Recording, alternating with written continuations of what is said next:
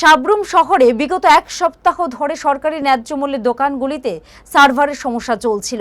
এর ফলে রেশন সামগ্রী বিতরণ বন্ধ ছিল গ্রাহকদের। এই খবর হেডলাইন্স ত্রিপুরা ন্যাশনাল নিউজ চ্যানেলে প্রকাশিত হয় ফলো করে। এই সংবাদ প্রকাশ হওয়ার পর রেশন শপগুলিতে দ্রুত সার্ভার সংযুক্ত হয়। বুধবার থেকে আবার রেশন সামগ্রী বিতরণ শুরু হলো সাবরুমে। খুশি গ্রাহকরা। আমি কাটাছড়ি রেশন শপের ডিলার। বিগত 5-7 দিন রেশনে মেশিনটা বন্ধ আছিল, মেশিনের সার্ভেয়ার খারাপ আছিল, যার কারণে আমরা কাস্টমারদের পরিষেবা কোনোরকমভাবে দিতে পারি না।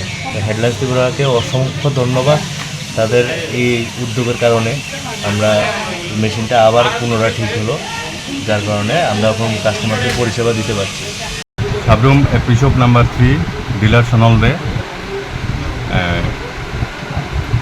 মেশিন ঠিক হয়েছে? হ্যাঁ, মেশিন ঠিক হয়েছে, এখন ভোক্তাদের মধ্যে বিলি বন্টন চলছে। রেশনে কি সামগ্রী আছে এখন? রেশনে বর্তমানে চাল আছে, চিনি আছে, মসুর ডাল আছে, লবণ আছে, কেরোসিন তেল আছে, আটা আছে। জুড়ে থাকে বাঁধন আপনার চেয়েও আপন, জুড়ে থাকে বাঁধন